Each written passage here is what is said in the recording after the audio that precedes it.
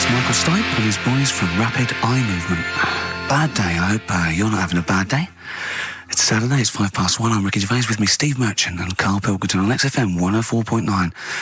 Big up and a big thank you to Alex Zane for the last 3 hours. I could do it. How long could you keep going with That's that? it. That's it? That is it. Because you see, Alex Zane, we came in while he was doing his last link, and he's an absolute pro, he really is. I was watching him, and he was, at home, you probably think that he's giving you his full attention. He's not. He was looking through a listings magazine, probably figuring out what movie or theatre piece he's going to check out, with a lady later. Yeah. Probably going to cruise down there with a couple of, chicks. And he really is an absolute pro. Yeah. Looking at you, Ricky, and it's you can sustain it for a while. Yeah. You're a talented performer, but it's sort of, I don't know what it is. Is it concentration with you? It just ebbs away almost instantly. And you try and do 2 things, 3 things at once, but normally on air, that's you eating, picking fluff out of your belly button. I never once, when we were on the set, we were filming The Office, and I'm trying to put off actors, just coming up ways, instead of like memory lines, coming up ways to sort of ruin the shot or make them laugh.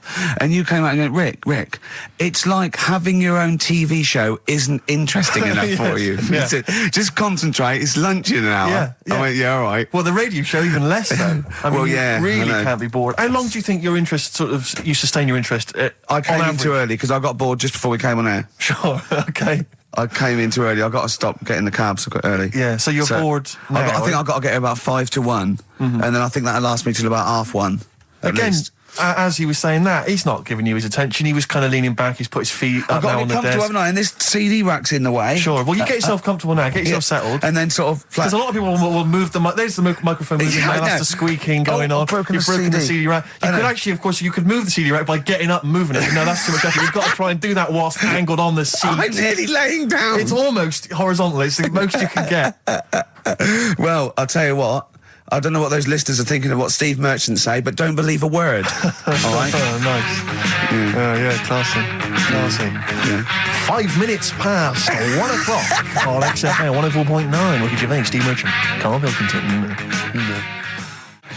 A retro cut there, Thin Lizzy. Don't believe a word on XFM 104.9. I'm Ricky Gervais, with me Steve Merchant. Bubba-doo-boo. Who's that over there? It's Carly Pilk Boys. You all right, Carl? Oh, that's clever. How you doing? Yeah, I'm all right, yeah. Yeah, come on, up, bigger bagadoo, up, yeah? Project. There's people out there wanting to, cheer up their Saturday afternoon. We're the boys for it, yeah? We're like quick fitters. Come on. All right, Carl? Yeah. Come on. I'm all right, I'm up for it. That's it. This is the height of excitement. This is it, is it? That's this how is you sound when you're 100% This is you excited. off your head, is it? High on life. Christ. What did Suzanne say about you saying about a big ass? Go on. She heard about it. Shall we recap what happened last week? Well, the week before, he said that her haircut looked like Dave Hill from Slade. She didn't like that. So next week I said, she was a bit grumpy. He went, I didn't mention her fat ass. Still thinking that she would never hear about this. What happened when you went home? She heard about that off a mate. Yeah. And we sorted it out. Didn't have to buy her anything. I just sort of said, come on, what the show's about and that. Stop moaning. Yeah. Right. That was all right until about Thursday, when I was reading about...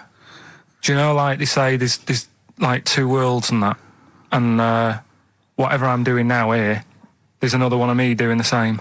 Yeah, but he's probably taking some time off. He's probably having a week off. Yeah, but I was just talking about that, and she was saying, "Nah, that doesn't happen."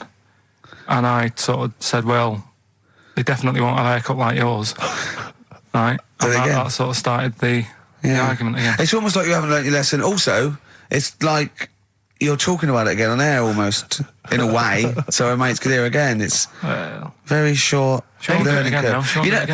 Carl, if there was if I cut a hole in a box and you knew there was an orange in there, right, and you put your hand in, would you be stuck there trying to get that orange out, do you think? Or would you just let it go and sort of tip it upside down to get it out? What do you mean? I think that answers your question. Is that a cardboard box on your hand? So is there any other things you want to criticise Suzanne for while we're on air? Anything else? Anything that's been niggling that you feel you should get off your chest? The hair, the arse? Nah, leave it. Everything else is fine? Leave it. I think so. Okay. That's good. I think leave it. Well done. Now, can we just check what other big Karl features have we got today? We got Monkey News. Got Monkey News coming up. Yeah. Got a bit of got Rockbusters. And the film thing. that... Still not got a name, the film thing. Just me and a film and that. And brilliant. This week we're digging out the old, the one when I'm in One Flew Over the Cuckoo's Nest. Right, so you're going to make Jack an appearance. Nicholson, brilliant film. Yeah, brilliant film. It was my favourite film till I saw Godfather. It's better than that. Well, some would say that, yeah. No, it is. The storyline's more interesting than that. I didn't know there was an actual answer. I didn't. Sorry, it's what's best? One Flew Over the Cuckoo's Is it? Nest. Okay. Fact, Rick. Oh, right. Okay. Where's Godfather? Because I want to know, because I don't embarrass myself.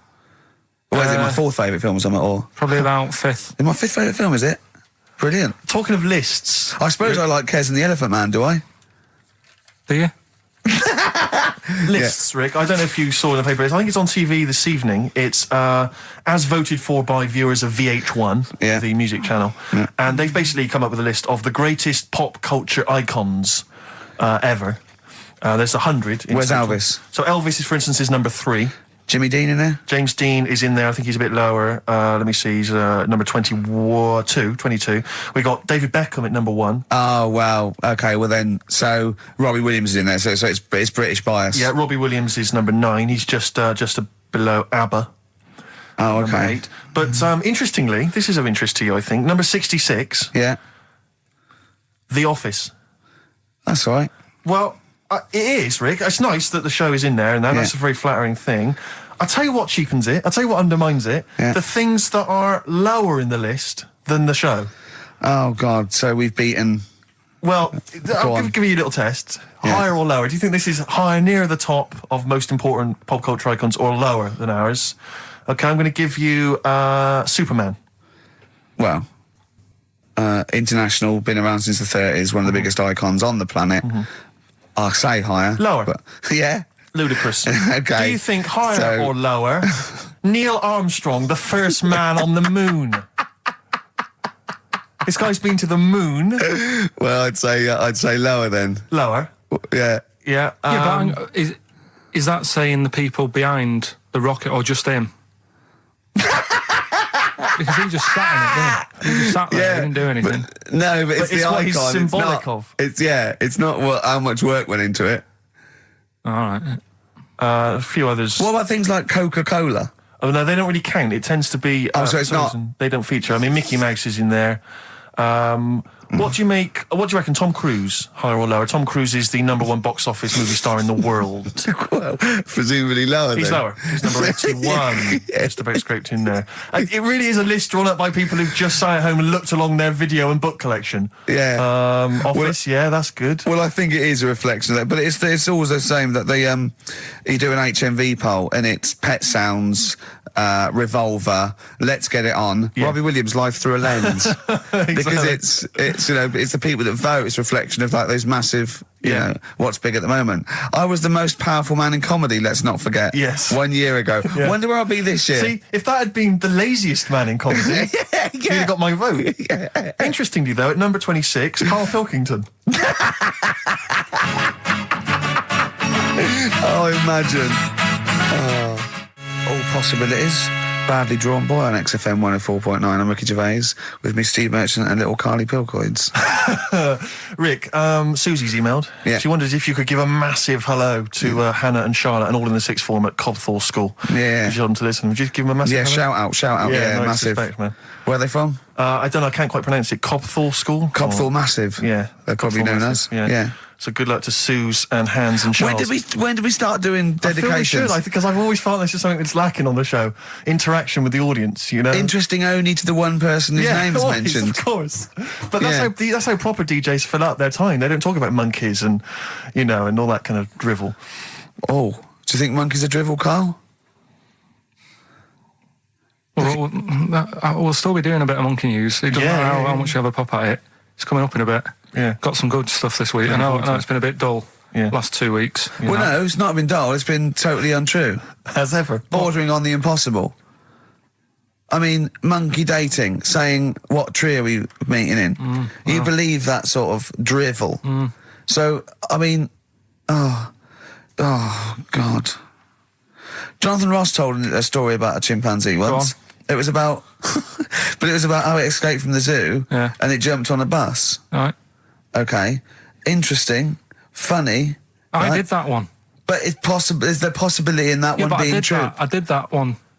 I think you said something like he drove the bus, or he was conducting it, or I collecting think you fares. said he took it to Spain.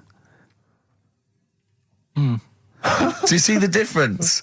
It's that little stretch of credibility that means it's all shite. How is Jonathan Ross? All right? Is he? I wondered how long it would take before his name popped up. How is he? How is the old man? Looking forward to his birthday Monday? Oh, dear. Yeah. I don't know if any of the listeners saw Ricky on Jonathan Ross's TV show last night. Yeah. What? I mean, man alive. What? Well, that's not an interview. How is that an interview? What? It's not. He wasn't interviewing you. He's like two pals just having a laugh. And if we it was like it was a family do, and you just happened to film it and stick it on the telly. My friend made a good point. It was like any minute his kids were going to pop out, sit on that sofa next to you and go, "Oh, Uncle Ricky, do the little dance." It was unbelievable. I mean, what were you wearing for a start? What's that? Some tatty old jumper like you'd just been doing some artexing and he'd gone pot round with it. We're having a couple of drinks. That was Lambretta. Was it inside out? Trendy jumper. How do you keep getting things with the St. George cross on it? What do you mean? That's the only one I've You've got loads of stuff. T-shirts, jumpers, shoes. No, I've got a Union Jack. What's it? A French Connection but one. That's not my concern. I haven't got any underpants. That's not my concern. No, it's just the fact that, I mean, firstly, yeah, the fact that Ricky, for those of you who don't realise, Ricky is friends with Jonathan Ross. They are friends. Now, they've only known each other, what, a year maybe? About 2, yeah.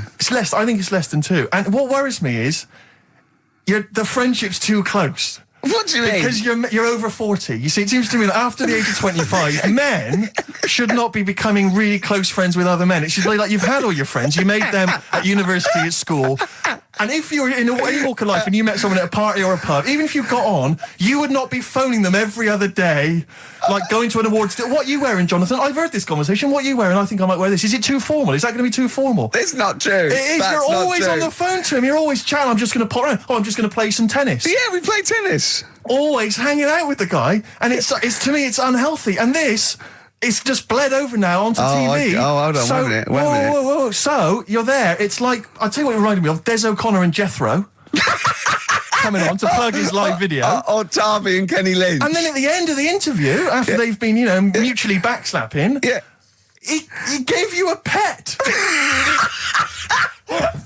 Jonathan Ross gave you a cat as a replacement for your cat which died. Yeah. Now, to me, that's an inappropriate gift. What? It's a lovely gift. You should be. I don't think people should be giving pets as gifts. Do you know what I've got him for his birthday? Up to a wedding with I just bought you a cat. Do you know what I've got him for his birthday? I've got him as child. Well, you may as well, because that's what it's like, a cat to me. I've got a small Rwandan child. A cat to me is like, I've bought you this small child. I was going to sponsor him, but I got a bit of cash, I've flown him over. It's too intimate, it's too much responsibility. Do you know what I think, Carl? Go on. I think Steve's a bit jealous. I'll tell you, I got good reason to be jealous. What? I got good reason to be jealous, I just remembered this. Your birthday, Jonathan Ross was there. Karl Pilkington was there. Yeah. I don't remember being invited. I don't remember being invited. Was I there, Carl? You were there. I don't remember being there. But you're with him all day and that. Right, okay, well, yeah, but he sees you a lot. I mean, Jonathan, he's round his house every other day playing tennis, and who else knows what, swimming together and sat in his jacuzzi, cracking wise. What happened there? What happened there? Oh, we've got to the bottom of it. Play a record. The villa that we went to afterwards could only sleep it may 6. as well have been. How is the cat, all right? Yeah, what's your name? Jonathan? Ollie. All Day and All of the Night from the Kinks, playing that for Jonathan Ross. I'm sure Ricky will give him a call later, so don't worry, Jonathan. Just you can live without him for 3 hours. Oh, jealous. Adverts. XFM. Hey, Outcast, XFM, 104.9, Ricky Gervais, Steve Merchant, Karl Pilkington. It's that time, isn't it?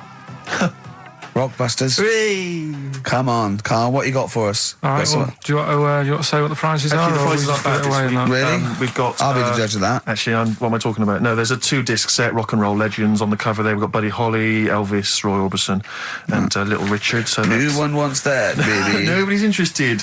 Nick Cave and the Bad Seeds, a DVD. I'm a Nick Cave fan and I wouldn't watch it.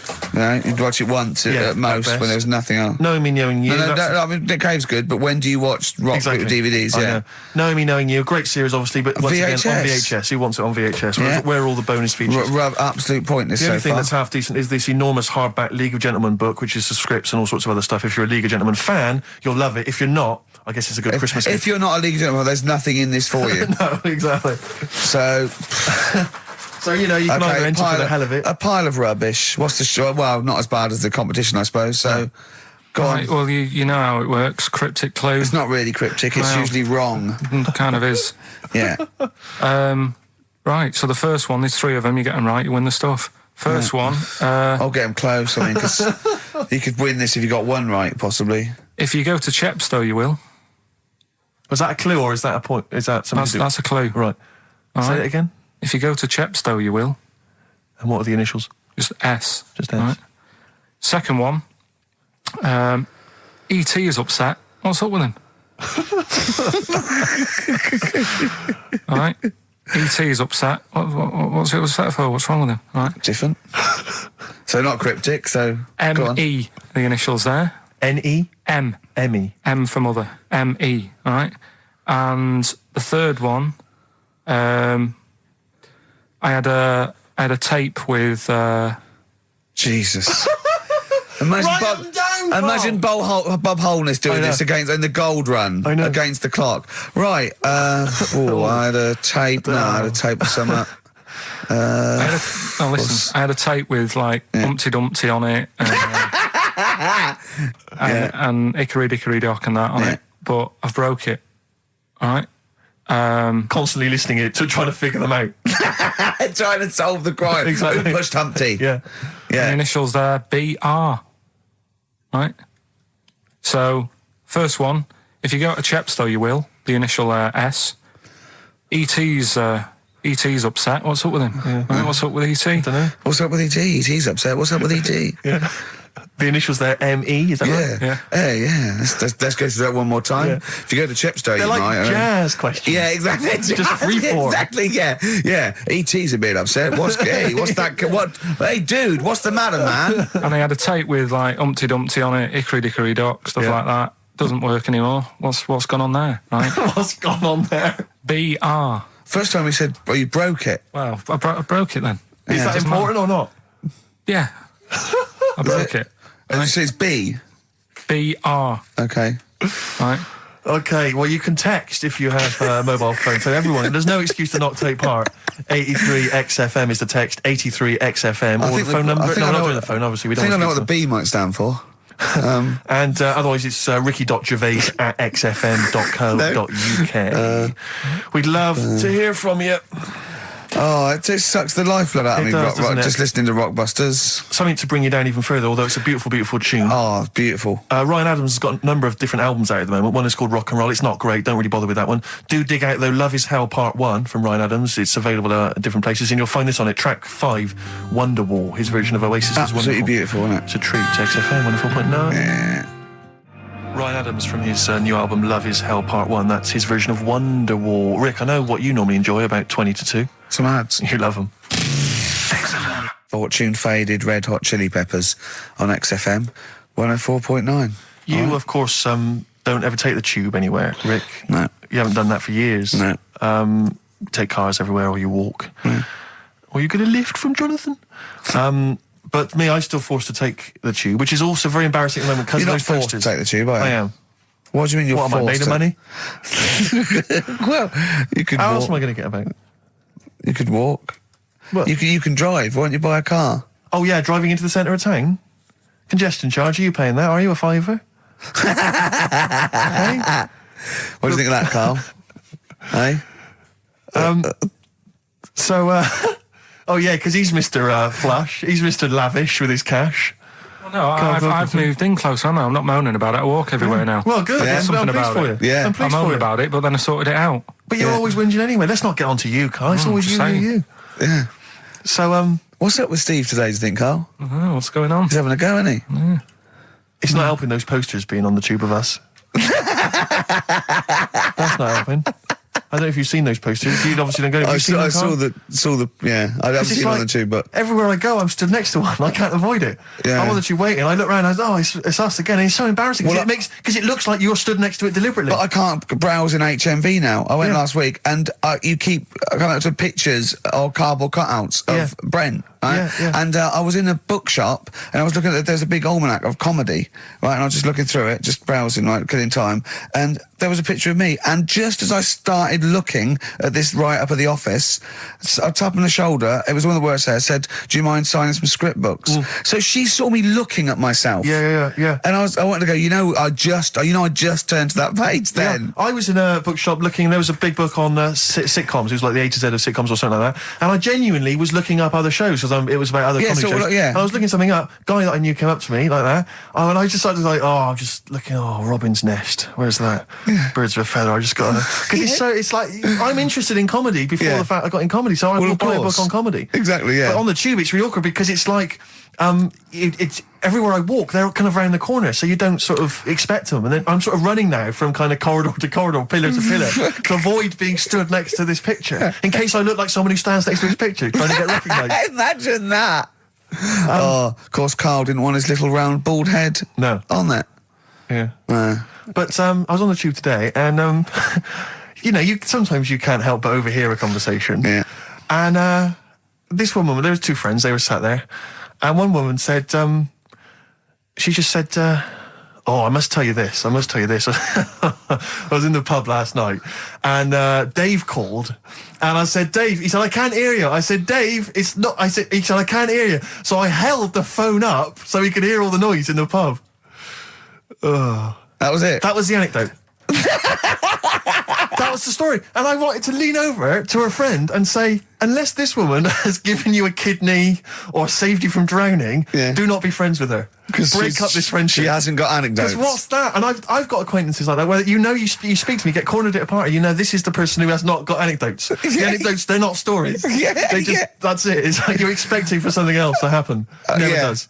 Well, I was with Danny Baker yesterday. Oh, yeah. He's brilliant bloke. Guy, first time I met him, and we got on like a house on fire. Put his number straight in your mobile. Well, we've exchanged numbers because he's got some great anecdotes. You had to delete mine because you only got so many. I might write with him because he's funny. He did this thing and it was absolutely brilliant. He's doing he wrote a documentary, and he's a great guy.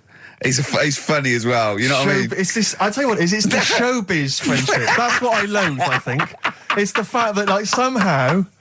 You're sort of because it's like you haven't got to go through the formalities of making friends with someone because I respect your work, you respect mine. I'm a funny guy. You've seen my work. Let's be friends. Yeah, of course. And it's like, and it's a horrible kind of icky sort of. Listen, Steve, me and you are going to stay in touch, whatever. So I mean, probably not my birthday this year, but next year. Sure. We've known each other 7, 8 years. Yeah. So come to that one. Yeah. Well, can do I need to wear the waiter's outfit again? Oh, God. Oh, dear. Yeah. PIMP by 50 Cent, or 50 Cent, as I call him. XFM 104.9. I'm Ricky Gervais, you're Steve Merchant. There's little Karl Pilkington over there. All right? Yeah, not bad. Listen, Oh, he's perked up. Yeah. Oh, he's back in the area. Well, you got something to say? I was kept quiet in the first hour. I'll let you get on with that now. What you got to say? Is it just have a guess? Is it about monkeys, Chinese people, or little gay fellas? It's about little gay fellas. Sure. Is it? Of course it is. Go on. Yeah, but not because I like Sorry, I'm just making a that. tally. Let me just note that down. Yeah. No, but it fascinates me, doesn't it? All stuff like that. That's a bit sort of different. Yeah. And that. What, like monkeys and Chinese people? Well, and that thing you were showing me before, the half woman. No, you weren't impressed with that. Well, no. That woman that's got two pieces of genetic makeup in her, where it was two separate sperms and two separate eggs fused, and she came out as sort of a normal person, but she had this residue of genetic material, and so she's had two children that aren't genetically the same as her. Yeah. Right? And they showed it in the paper by doing her half white and half black to show the two different, you know what I mean? Just for he went, does she look like that? I said, of course not. He went, not interested then. Of course. Yeah. So how could I tell? Not interested in that at all. Yeah. If I'd have said she'd given birth to a monkey, fascinated straight away. Well, anyway. Go on. Well, that's what I'm saying. I'm just interested in weird stuff. right? Yeah. So am I. That's why you're on the show. Talking about little gay fellas and that. Yeah.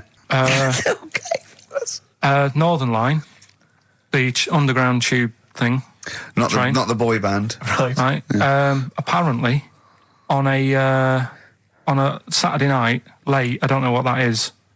What time late is in the sort of gay community, as we've discussed before. Yeah. But apparently, the last carriage on the Northern Line, they all get in there. What do you mean they all get in there? They sort of take over the last carriage of the Northern Line on a Saturday night. Right. And it's like the gay carriage. Right. And what exactly do? They just travel about on the Northern Line? No, just have a chat and that, and like just stick on the communards. How do you know? Someone tell me. See, this. I mean, I'm glad you've informed me, because it wouldn't bother me, but I feel I should be told about these things, because I'm likely to stumble onto that carriage by mistake. And I'm not. It's not that it'd be a problem. It's just I might feel a little uncomfortable if there's a lot of people in, the black, the black leather gear and the moustaches, the hats. I mean, to be quite honest, they'd be annoyed. Of course, because they'd be expecting something a little bit, What do you mean? Well, they're good looking, most of them. Sure. No, they are good-looking fellas, though, aren't they? What do you mean? What do you mean? They're just a lot of the gay, they look after themselves and that and look good. Keep themselves... Some of them work out, yeah. You see, this is the problem I have, because there's a lot of areas in London and elsewhere in the country where there's a sort of, it's a gay thing, it's a gay public toilet, or I don't mean it's gay, but it's not like a legal thing. You mean it's a cottage? But it's a cottage, whatever. I mean, I remember being... in Bristol once doing some... You're confused when I said it's a cottage. Yeah. That's a term for where gay people go in toilets to sort of meet and greet each other. But I shake hands. I was at the public library in Bristol once doing some studies from a sixth form, and I think the toilet was closed in the library, and I was dying for the toilet, and I popped down, there was a public toilet behind the library. I thought, I can't believe my luck. Dashed down there, it was about 6-ish in the evening, I was working late, I was studying hard. I went in there, and I swear to God, I saw two fellas. With the, is that unusual? Or? Well, no, they were up to some hijinks. What they're sort of like... Do you know the thing that struck me? What? One of them had bright red underpants. What do you mean? They were actually doing, they were having some kind of, they were having relations. They weren't even in a cubicle, they were out in the... Where were the underpants? Around his ankles? No. Yes, I swear to God, I'm not going to make this up. What old were you? I don't know, like, how old you are in the sixth form? 16 or whatever, 17? Yeah, and what did you do? Well, I actually said... you just joined in? What else did you do? You might as well. I actually swore. I said, oh, F me. And then I went, oh, no, don't. No, I did. I swear to God. I did. I went, oh, F me. No, don't. Because I was panicked. And I ran out. And as I was walking out, a guy was coming in. I went, oh, hang on, mate. And then I thought, I better not tell him. I'll let him find out for himself. He might be going there to join in. He might have got a call. Come down. We're going crazy on each other's ass. Come down. I think it's a conspiracy, a Bristol conspiracy. What annoyed me my was... lover, want a bit of car? What angered me, Rick, was the fact that I wasn't notified, that there was not... I didn't know there was no sign. And afterwards, I spoke to other people about it, and they said, oh, it's a famous gay haunt. But what annoys me is I feel that they should put an ad in the local press, a big paper, like once a week, like, when they recall cars if they're damaged or there's a fault, or couriers might bring back stuff if they're sort of faulty goods, they say recall and we'll give you money back. What do you suggest? The gay community should put an advert in that just says, these are the hot spots, this is where you're likely to find us doing some stuff. If you're not gay and you might feel uncomfortable, avoid them. And just list them, or little pictures, or, a map or something. Anything, because like the gay tube thing, I don't know fun. That's 1, 2, 3, railway cuttings. Well, not that. It's more of a sort of social awareness thing. Yeah. So people, don't feel uncomfortable But they don't want it exactly to be like sort of walking in under a neon sign. But why? It's legal. yeah, big arrows. As if. What do you mean? What's wrong with that? Because, it's actually a public place. I don't think cottaging is strictly legal. But they don't even have to specify what they're going to do. But some people, they're not. Some of them aren't. I don't think it's probably seen gays, is it? Yeah, but it's not. Yeah, but it's not the people that go out and they say I'm gay and I like Barbara Streisand. It's presumably the sort of people that do that are people that either aren't quite out yet, or do you know what I mean? Or they're doing having a quick went away to their wife and kids. Yeah. I don't know. I don't know completely how it works, but I'm sure there probably isn't a place like free bumming here tonight. No, there is kind of. What? Because I was walking home one night through Soho, right? Just because that's the way I have to go, not because do you know what I mean? I wasn't going there on that, right? So I'm walking through. right? And I was handed like a card, which was like a gay event, right? Now that's a bit weird, isn't it? That straight away he's presuming that because I'm there that time of night. Well, and you got a shaved head, and you sort of like, you sort of like quite look after yourself, and you got some nice clothes. Yeah, but it's still you look can't like really a little presume. bit rough, don't you? From Manchester, It was you look like a northern rent boy who comes down to stand outside McDonald's. But the card was rubbish, right? What do you mean? Had this fella on it, right? All sort of greased up and that. What would you look? Just having a look what he'd handed me and that. Right. Just having a look. Picture of him, sort of sailor's hat on, tan body, like just his arse out like that, and rubbish slogan, right? The best bum in W1. Is bum there a noun or like a verb? What do you mean? Well, to bum, is it like get the best bum you've ever had, or he had the best bum? I think it's just I don't like suppose you asked. No. I don't suppose you called the number to check. What do you mean exactly by this? Does it mean you've got a great arse? Do you mean I will be well bummed, or do you mean you've just got a good... Come on now, let's Well, just a final point about, because I asked my friend how it all works up on the Heath, because I live in Hampstead Heath, near Hampstead, and I was where I didn't want to go walking and get myself involved in anything. How can you get involved? No, again, I didn't want to walk. Sort of like, is it like, oh, I can't believe it. I couldn't say no. Oh, my wrist, it's knackered. What do you mean? Well, I was there for about 2 hours. I must have gone about 43 of them. But, I didn't like to say no, because they were so pleased to see me. Oh, well, it's God. not so much the fear of that. It's not good skiing practice. I was doing 2 at a time for a little while. It's not the fear of that so much as the fact that, again, you don't want to gate crash someone else's party. Do you know what I mean? No. You don't. If there was a straight couple having sex, you'd want, oh, I'm sorry, and you'd want to avoid that area. Of course. But I was finding, so someone told me how it works, and apparently you just go in, like sit on a bench or something, and then a guy just sits on the bench and they just look at each other. There's not really anything said. It's just a kind of nice evening or whatever. I guess it's like 2 a.m. or whatever, and then they go off in the bushes and ding dong. But it's like I don't know how that culture's developed. I love this programme now. Why can't that be the case with women? That would be amazing. You just go out to the park at like 1 a.m. You just sit on a bench. You just be like a scene from Gigi. Exactly. Just walking along with the perambulator. Yeah, exactly. But that would be a joy if there was none of this formality. You've got to talk to them, buy them dinner. Oh, you're joking. Romance. Oh no. Just this kind of informal thing. It'd be great. So what would you do then? You go up to a woman and go, come on. Yeah. Let's stop mucking around. We know why we're both sat on this bench. There's a nice bush over there. Yeah. Let's have a bit. Yeah, and then she'd go, yeah, great, thanks. I'm killing some time before I, pop into town. Yeah. That'd be perfect, thanks. You make my weekend. So you're jealous of gays as well as me? In a sense. In a way. What do you think, Carl? Let's put a track on. Why? Are you getting scared now? You brought it up. Is it getting too close to the bone, so to speak? Radiohead and There on XFM. I'm Ricky Gervais, with me Steve Merchant and Karl Pilkington. I was talking to my dad the other day. He was saying he lived in Bristol, and my family live in Bristol, and so they can't really listen to the show. And he said, I was thinking of buying your grandparents a digital radio for Christmas, so they can listen to your show. Imagine them listening to that last link. About you? And then me seeing them at Christmas. Steve, you never told us you saw 2 blokes bumming. Yeah, and then what's that about you jacking off 30 men? Exactly. You've got to say no, lad. I know you're a nice fella, but just because they want relief, you're not the man for it.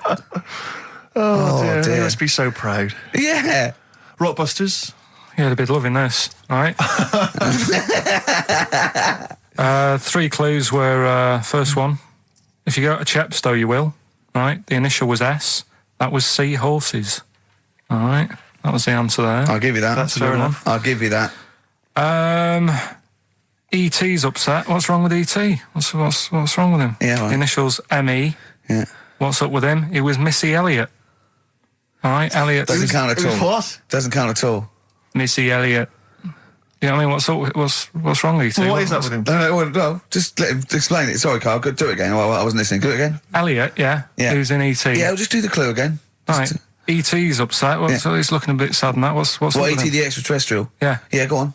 Right, and his mate, Yeah. who's in it's called Elliot. Yeah. Right, he's upset. What's up with him? Well, he's Missy Elliott. Missy Elliott, what's she got to do with it, though? I don't understand. No. The way you'd say it, you say, what's up, E.T.? And it'd go, oh, Missy Elliott. Why would he mention her? I don't understand. Was it a thing in the film? Missing. She wasn't even around. Missing? Oh, Missing Elliot. Oh, no. Oh, that makes sense, Carl, but she's not called Missing Elliot. It's meant to be about rock stars, though, isn't it? Missing Elliot, isn't it?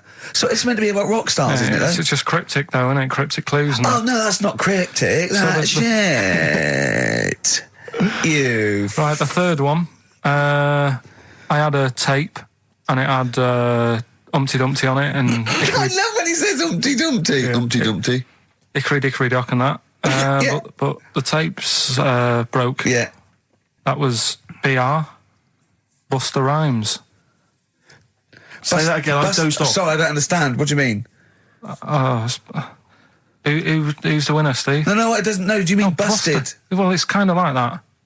Cryptic. No, it's not. No, cryptic doesn't mean change it, so it's not the same. Steve, who's the winner? We got loads of right answers, so... It's interesting, this email system, weird, it flashes up suspected spam. If it, spam is that stuff that gets sent around the internet. Yeah. And it flashes that up if it thinks it's going to be a spam email. And every time it comes in with a Rockbusters answer, it just says suspected spam. In a sense. In a way. Let's give it to Catherine Jakeways from Hackney. She's got those answers. Rubbish. Absolute rubbish. You know, talking about your parents listening, Carl was in Heat this week, and they mentioned that he does this thing on Sky. What is it? It was this thing with Richard Bacon, some programme about watching telly, and you just talk about what you're watching and that. And he was annoyed because he said because his parents are there, and so he's not doing it. He's not going to turn up because they mentioned it in Heat. And so his parents might watch? Yeah. Why are you worried about that? I don't like them watching stuff, do I? I told you, it dates back to when I did Little Donkey at school. Sure. I don't want people watching me. What's that? Just renew us on Little Donkey? What happened? It was just, I was there to play the drums and that in We Three Kings. I was loving it, I got a bit carried away. How old were you? About 13. Right? Really? Probably. Yeah. About 10, about 10 probably. Yeah. 6. Between 6 and 13. How old were you? What school were you at?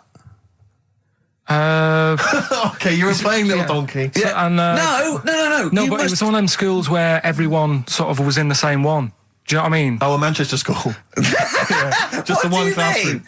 Well, it's like sweeping chimneys in the day and then 1 hour of learning. What are you talking about? What school were you at? Was it infants, junior, or secondary? They didn't really do that. It was one way. What do you mean? You did that. They still have to abide by the laws of the land in Manchester. No, but it was a lot more like you had infants, but you also had like the older lot. There's kids there. When you're in the younger year and that, you'd see kids and you go, talk English and use terms that people do when they're talking about schooling. I don't even want to talk about this. No, how old were you? What? Oh. I'm guessing maybe 6 or 7 or 8. So you went from 13 to 6? Yeah, but like I say, it's hard to remember because... Imagine if you were giving evidence in a trial. Yeah. How old were you? I don't know. Yeah. I mean, I don't know. I can't really narrow it down other than 7 years either way. Theoretically, he could get called up for jury service. Right, you're on... White Stripes, hardest button to button on XFM. That's a frightening thought that you came up with before the break. Carl, jury service. Carl could be responsible for someone's rest of their life. Yeah. Because jury service, that applies to anyone. Anyone could get sent the form. I think you're obliged to go unless you have a really decent reason not to. Imagine it was a really, really important trial. Well, what annoys me is that isn't it supposed to be you're tried by 12 good men and true. 12 good men and true. Yeah. Good men and true. And women, of course. The only thing I can hope is that the defence attorney would wheedle out Carl at an early stage. Oh, yeah, objection. I object. Yeah. Why? I object. Have you heard of something called Rockbusters? Yeah. Well, sorry, you can't just object on that. OK, then what if I tell you my client, standing trial, is a little gay Chinese fella? And here are some of the tapes from XFM. What would you do? He's prejudiced. So how does it work then? How does what work? What do you mean? You just get called up and you have to do jury service unless you've got a very good reason. And it's not, I normally have Mondays off. Yeah. Oh, you wouldn't like that. You have to get there at 9 o'clock. I've got to prepare monkey news. Yeah. Oh, you couldn't stand it. Just wouldn't do it. What would you say? Say, don't get me involved. Because I got involved once. Don't get me involved!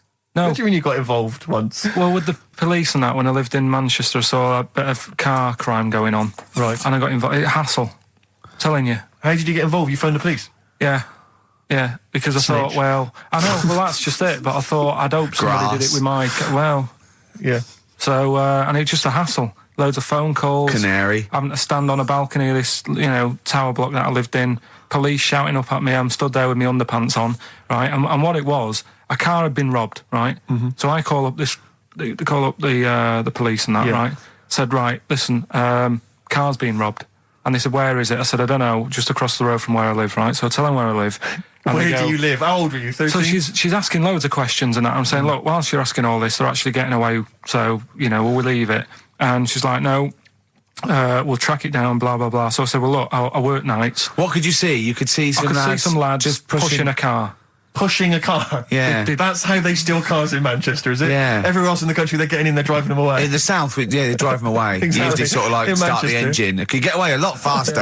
What do the police do? Push their panda car after them. Exactly. Say, come on, lads, don't cheat, don't get in the car. They're just pushing it. It was late at night and that. And I suppose you don't want to start the engine. Because you don't want to wake people up, not when you're nicking cars. Of course you don't. All right. So late at night? Hold on, they weren't gay. They weren't gay, were they? They were out late, really? Come on, Carl. So what happened? So, anyway, I said, look, don't call me back. I'm going to bed, right? I've got work in a bit. Brilliant. So, let's go. What? So that was that, right? Where were you working? Next thing, right? Phone's going. Hello, it's the police again. I said, I told you not to call me. Right? I told you not to call me at home. So, they said, right, the police are outside. Can you go on your balcony? She's like, oh. So I'm 10 stories up, right? Stood on the balcony with like my underpants on, right? And the police are saying, where's the car? And I'm saying, I don't know, they've gone down that road now. So I'm trying to point to them. They're shouting up, saying which road and all that. And I just thought, why did they get involved? Yeah. I don't think they found it. No. It was hassle. The blokes were pushing it too fast. Exactly. They were in the next street by now, weren't they? This don't get involved. Don't get in. After that... Imagine him being on some sort of trial where it's like some sort of mob affair. Yeah, gangland murder. Imagine him going into the witness protection. The police just explaining to him, your new name is Jeffrey Peters. Why can't I be called Bruce Wayne? Well, no. Mr. Pilkington, listen. Imagine that. Do you know what witness protection is? Oh, go on. Amazing. Look, it's when, supposing you were to give evidence against the mafia, right, you've done a job for them and now you have to give evidence against them, right? Right, well, if you're going to do... I mean, all I did was 2 kids nicking a car. Yeah. Don't start messing with mafia. No, listen, of course not, no. But imagine you were in the mafia and that you got caught doing something, but instead of going to prison for the rest of your life, you said, oh, well, I can give you Mr. Big, yeah? So they go, okay, give us Mr. Big and we'll let you off, right? So the police go, right, okay. I got handed this leaflet in Soho. So you say, okay, well, I'll give you names. They go, right, we get evidence in court, and you go, yeah. They go, right, we'll have to get you away because you'll be done for. So you give us all the names of Mr. Big, right? We'll give you a new identity, a new passport. We'll let you go and live in Canada for the rest of your life with Suzanne, right? So why have I got to do all that? Because they'll bump you off, won't they? How did you know it was me? Because you have to give evidence in court. So they go, oh, Pilkington squealed. So you got to change all your life. Yes. Yeah. They've killed someone. Yeah. Yeah. Well, look, you just know you're giving them in to keep you from going to jail. So you don't want to spend the rest of your life in prison because you're involved in something or assault or whatever. It doesn't matter, Carl. No, listen. How would the mafia know that I've said something? Because you say in court, those are the people. He's Mr. Big. He's Mr. So-and-so. He ordered the hit. Don't you know anything? It's a lot of messing around, though, isn't it? So I've got to leave this job, yeah? Yeah, I think they might try XFM first. I'd have to... What? I'd have to bin Suzanne, would I? No, she can go and live with you. You have to cut off all your ties with your friends and family, though. You can't contact them.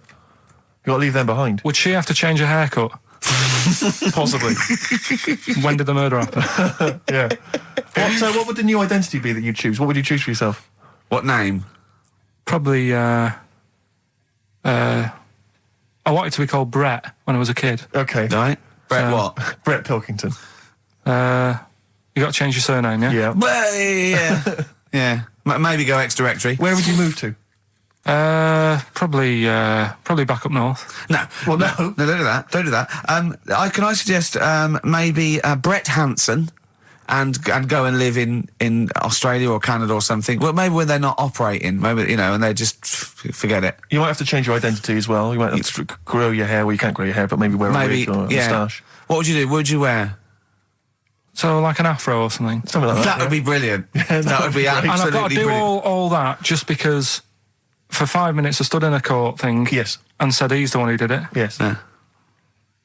Well, why can't I just wear the afro and the glasses when I'm in the court?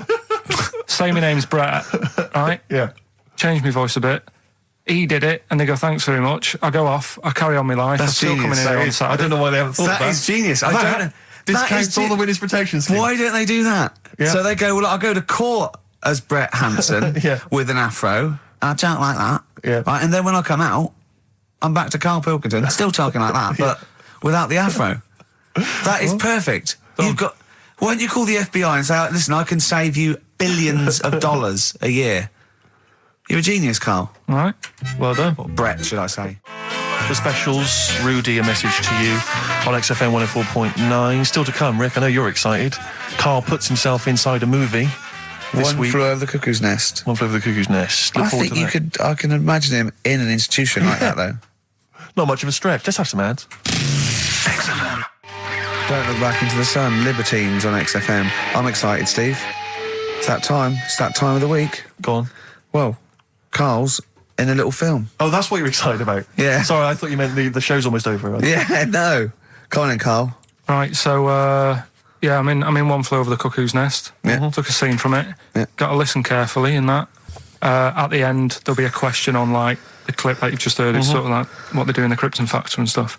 So do you want to read out the prizes? Or just Yeah, little there's taster? little things. It's a couple of rock and roll albums. We got the lead Why is it gentleman. called One Flew Over the Cuckoo's Nest? I can't remember. I think it's explained in the book, but I don't remember. I haven't read it for many years. If someone knows, just a quick email would do. I'd like to know that. ricky.gervais@xfm.co.uk. You can win yourself, if you get the question right, the League of Gentlemen Series 3. We got that Rock and Roll Legends again, the Best of Blondie, a Nature Programme, and the Old Grey Whistle Test, Volume 3. So if you're Brilliant, so over that's well 50, worth- you'll enjoy that. Yeah. And just, if you haven't seen the film, it's just about, like a...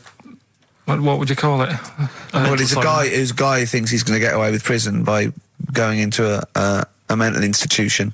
It was a new experiment, but he finds out he can't get out and he's sort of trapped. And well, people know it. Everyone knows what. Just play it. Well, play I it. saw it last week, so... Just play it. All right. Well, I've been observing you here now for the last 4 weeks, and I don't see any evidence of mental illness at all. Yeah, no, not mental. I never said I was. I mean, all right, I got an E in history, but that isn't why I'm in here. I'm in here because I had to get away from the outside world. It was doing me head in.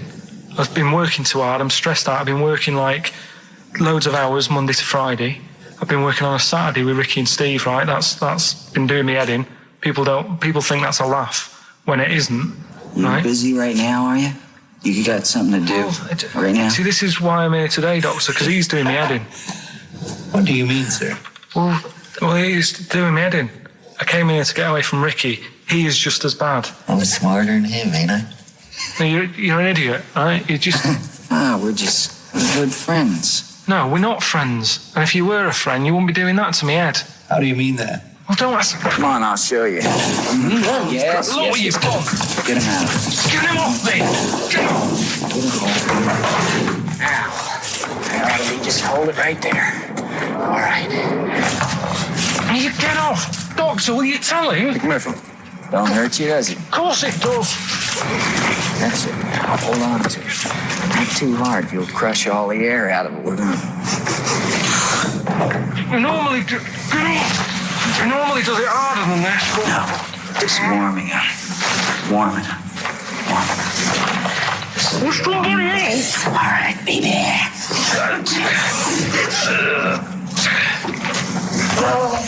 Get off! See what I mean, Doctor? That's what he's doing every day. The state of this. I don't know why you do it, because it's not as if you're going to crack it open. But I tried, didn't I? God damn it. At least I did that. I love it. The effort. Yeah. It's almost, I wonder if it's almost a strange premonition of the future. Yeah. You in some kind of home. All right, well... what's the question? Little question then. What result did I get in history? Good. All right. Yeah, well, tricky one, that. ricky.gervais@xfm.co.uk. Or text. Will we take text? I can't really bother to check the texts. All right, then. Email. Thanks for that, Rick. Sneezy. Yeah. All right, I'll play... Pernice Brothers, yeah, it's a lovely tune from their album, what's it called? Yours, Mine and Ours. Blinded by the Stars. Blinded by the Stars from the Pernice Brothers. We've a couple of texts. I do occasionally have a look at them. Go on. We've had one here complaining. It doesn't say who it's from. It just says, wow, really clever homophobic material. Genius. Switching off, idiots. Oh, I don't know what they mean. It was not clever homophobic material. It was just homophobic. Well, what do they mean, though? But how is it homophobic? We weren't being anti-gay. We were saying we don't understand the gay world. And anything that's... We were querying and questioning it. Yeah, and Karl, see, this is what I mean. Karl gets us into trouble. I can't go through Chinatown anymore. It's not really a town, though, is it? It's not really a town. It's more of a novelty street. Novelty street with restaurants. Yeah. But I can't, and when we sort of like talk, we get tarred with the same brush as him because the man's an idiot. Yeah. But we often say that. We are not homophobic. I don't think Karl's homophobic. He's confused. He's interested. He's got nothing against Chinese people. He's got a little theory that they don't age well. And these are the sort of things that come across, I mean... They're not meant to be homophobic and racist. They're showing that Karl, I don't know the PC term for this, is a bit mental. Yes. And, I think we're doing our bit by letting him on the air. On the air as well. Like that complaint he got about that woman on, what's it called? Who are you looking at? Yeah. Because he said about, I don't even want to repeat it, but he said some, Yeah, but I never meant to upset anyone with that. No, I know you didn't. No, I know you didn't. No, but I mean, it's on a website now, and to be fair, she does say it was Karl that said it, and we were the idiot presenters that let him on air. But it's like Karl is bad for our reputation. Yes. Do you know what I mean? It's funny to be in a room with him, but then I want to sort of shake it off. Yeah. And I don't know what to do about Guilty it. by association. I know. What have you got to say for yourself, Karl, for some of the stuff you come out with? What have you got to say? I mean, I know the answer. It's absolutely from the heart and genuine... ignorance. and confusion and interest. You haven't got a malicious bone in your body. Well... towards me, yes, but yeah, other people. But again, he's just honest with you. He says... don't repeat what he says. No, don't repeat it, just leave it. But it's not as bad as some other things. But he says, remember you just say that when you first met him, he looked a bit hard, but you got used to it. Yeah. No, that's from the heart. That's like him sort of like being honest and nice, but he doesn't know what that... And we can take it, of course. Well... What have you got to say for yourself? I haven't got anything to say, really. I mean, there's been other weird stuff going on in the week and that. Go on. No, I might as well talk about it next week, because we're wrapping up. All I'm saying is I talk about what's gone on. Yeah. Have we got monkey news? Have we left monkey news behind? Monkey news, come on! What happened? You can't offend monkeys. I'll tell you what is annoying. What? Steve's told me about a film that is about a monkey going off with a woman. The Charlotte Rampling thing where she... It's a film called Max Mon Amour. Yeah, she has an affair with a monkey. Go on. Yeah. Oh, what happened? You wouldn't like it. We can't go into it. You wouldn't like it. You wouldn't like it. It's not like it's weird, and you wouldn't, Karl. It's not like a nature program where he wears a bowler hat and can talk. Okay. The nature programs that you seem to see. Yes, I'm trying to think. I haven't seen that one. No. Yeah. Come on. Do monkey news. Well, monkey news this week. Play the jingle. Oh, chimpanzee, that monkey news, Right, it's about this monkey that was knocking about in the 1950s. Right.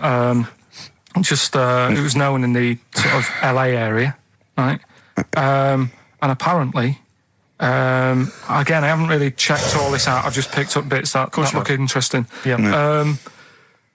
Wore a golden mask and like a cape and a leopard skin belt and stuff, right? So people didn't know that he was a monkey. Of course they didn't know, yeah. They thought it was this bloke who's going around and he was helping out crime situations and stuff. Right, you're an idiot. So this disguise, that you see a 3'6" bloke with arms the length of his body. No, but that's the funny thing, right? They sort of thought, it's a bit odd, he's stocky, yet extremely flexible.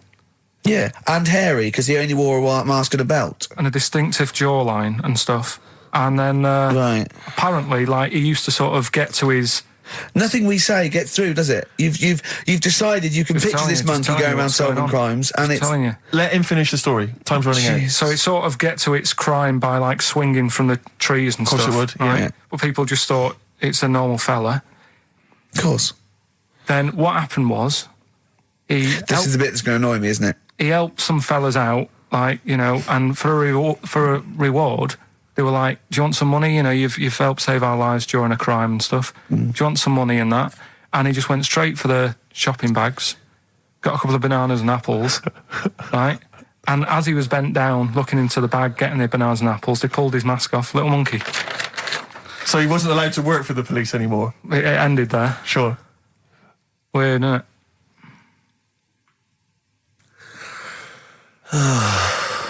Rick, can I tell you the meaning of One Flew Over the Cuckoo's Nest? Yeah. Can we never speak of monkey news again? Yeah. It comes apparently from an American children's nursery rhyme. 1, 2, 3, 4, 5, 6, 7. All good children go to heaven. Some fly east, some fly west. Some fly over the cuckoo's nest. Brilliant. Now, thanks to Ian for emailing that in. Shall I give someone the prizes? Yeah.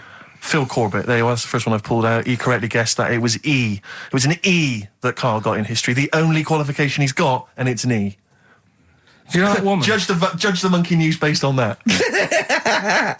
Go on. That woman who went out with the monkey. What? It's a film. It's a film. It was Charlotte Rampling in the film. I don't know who played the monkey. Did she have any kids? What, with the monkey in the film? Yeah, I'm just thinking if I'm going to get it out and stuff. No. Why? Oh, because that would have been interesting. Well, no, it's just that the problem there is the kids would always look more like the dad. See you next week. Well, here we are again, XFM on a Saturday. Just gone 1 o'clock, Steve, if I'm very much mistaken. But we're not here as such. We're away again, gallivanting around. We've got to do the special sort of best of again. Okay. Which we did a few weeks ago. So this is the best of the last 3 weeks. Which I think is, I think it's the best 3 weeks we've ever had. But I'd like it condensed into 2 hours. Yeah. Yeah. Some great music as well in there. Yeah, there'll be some great music interspersed with fine chat that you've already heard. Yeah. Except this bit. This bit's new. We've actually, out of the kindness of our heart, we've come in last week. Yeah. Yeah. And we've done a few clips just because we felt a bit guilty about shooting off. Yeah. Even now, having heard this link, I'm beginning to wonder if it was worth our time. Yeah. Well, should we play a classic link? Let's play. I'd love what from the last 3 weeks. After this is Feeder. All right, so here's the first bit. Now listen, I'll give this one. This is an easy one. Now just think, right? Think just what it means. They're not that hidden. They're not that cryptic. Just think what this means, okay? Okay. When the Hares addressed a public meeting and claimed that all should have fair shares, the Lions answered, "A good speech, hairy feet, but it lacks claws and teeth such as we have." How would you use that? No. What do you think that means? This is translated from the, I don't know, Greek or something. I don't know. It was Aesop. Where's he from? Greek. Yeah. So shall I do it in my own language? Okay. So what would happen if there's hares and they have a meeting in the jungle with like loads of lions and go, "Hey, hold on, wait a minute.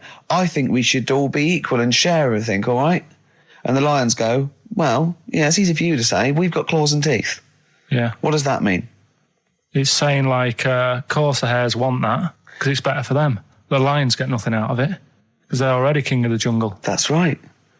So it's negotiating from weakness.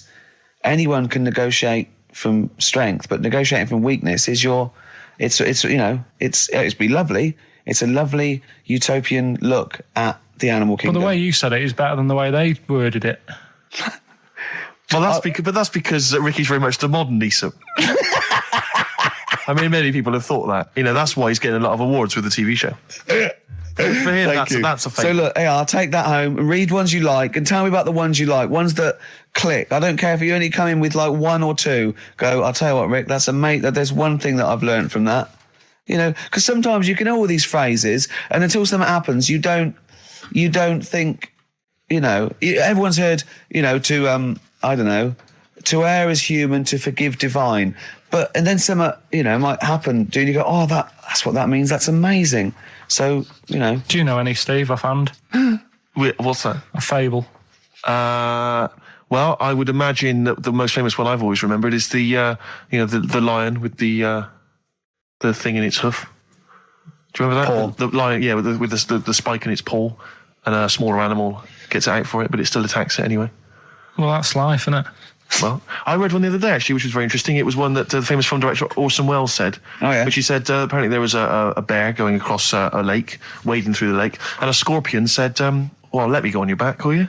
Come on, just let me go on your back, we'll go across, it'd be brilliant. He goes, well, no, you'll just sting me. You go, don't be stupid, if I sting you, you'll die, and we'll both drown. And he goes, oh, fair enough. Who was doing the stinging?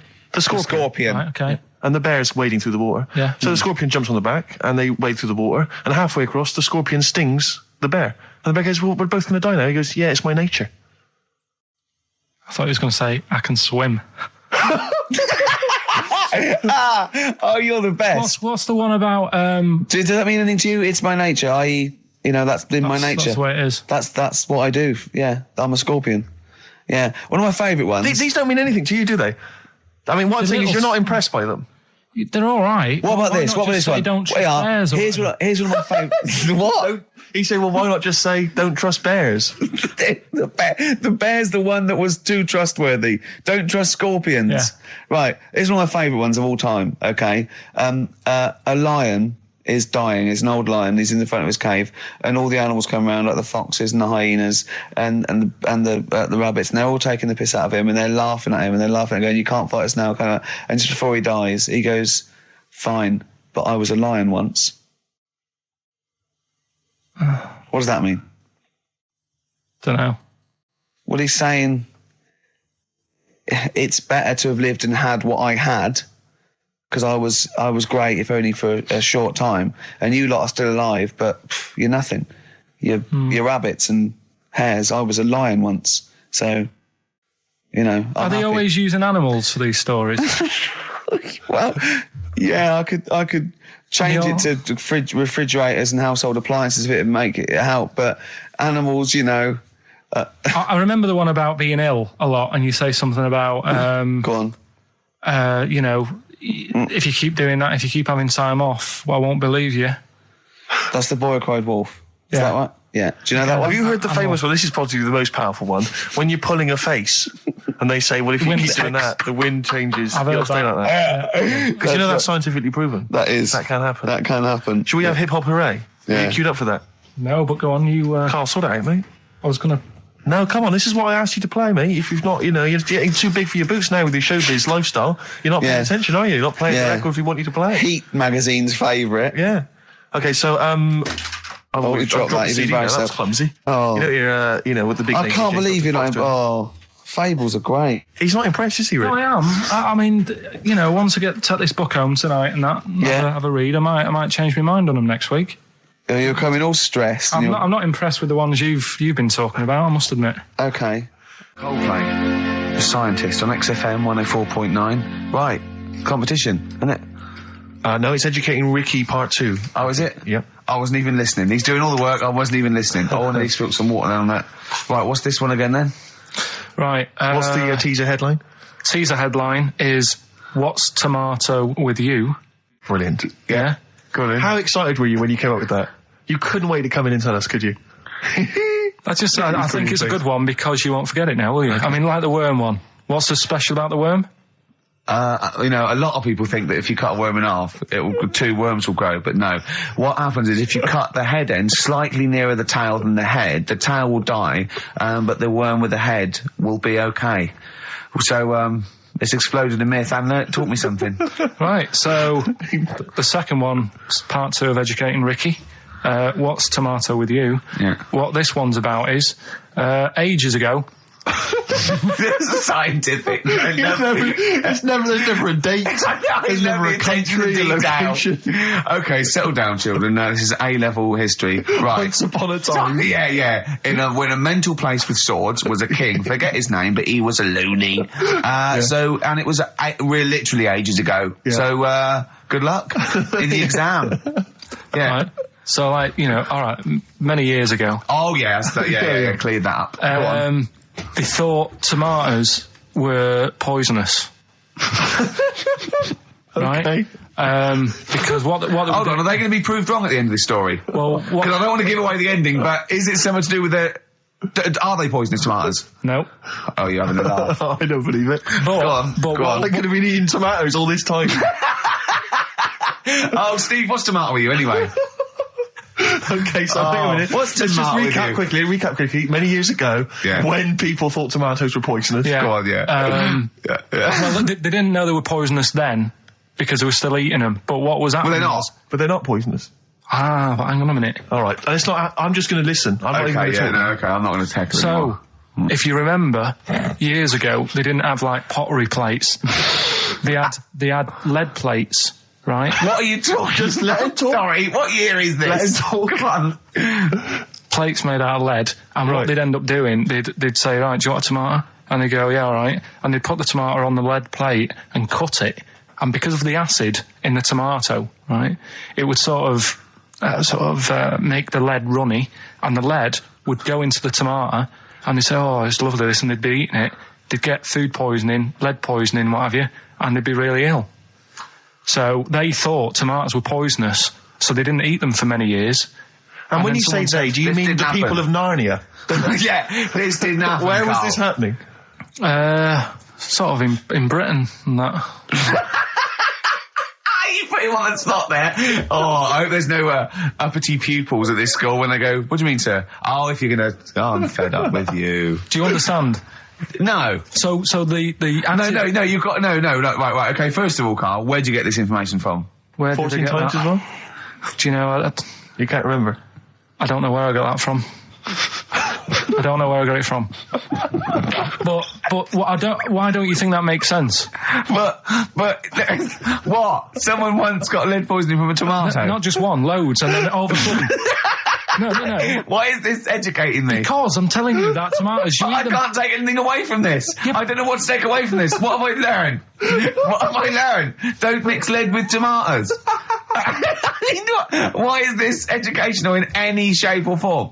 What are you telling me? A long time ago in the land of Glunk, right, where the ninnies did slib, right, they thought tomatoes were poisonous because they ate plates of lead.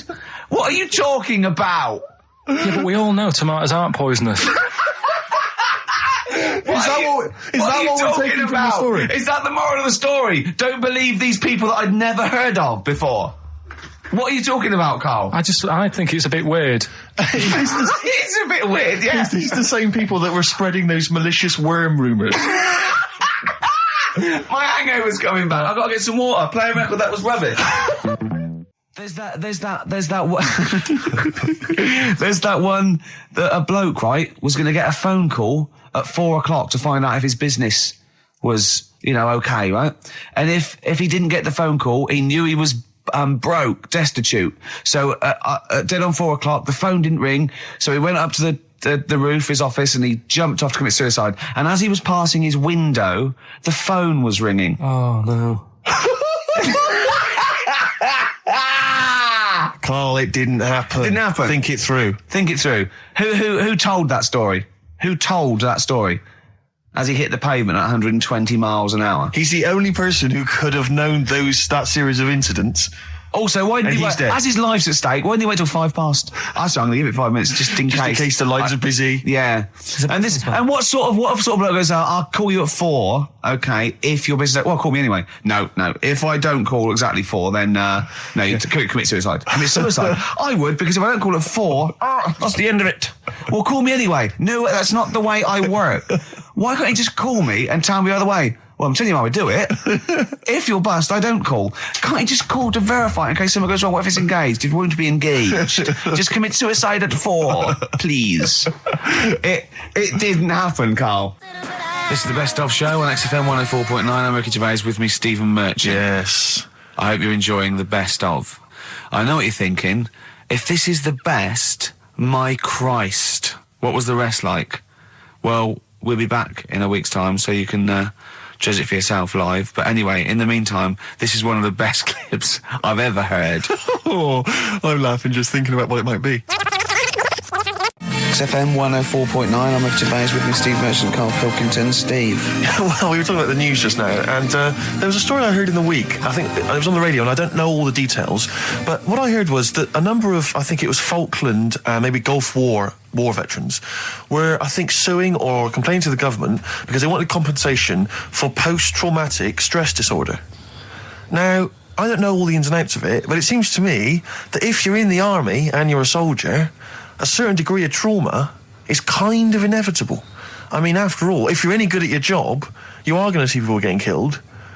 So I don't understand what the ins and outs of it are. I don't know why. No, he already came back and Tony Blair met him and go, all right, well, not really, no. Go on, what's the matter? Well, there was people shooting at us and everything, it was all muddy. Well, calm down, don't cry. Well, I will cry.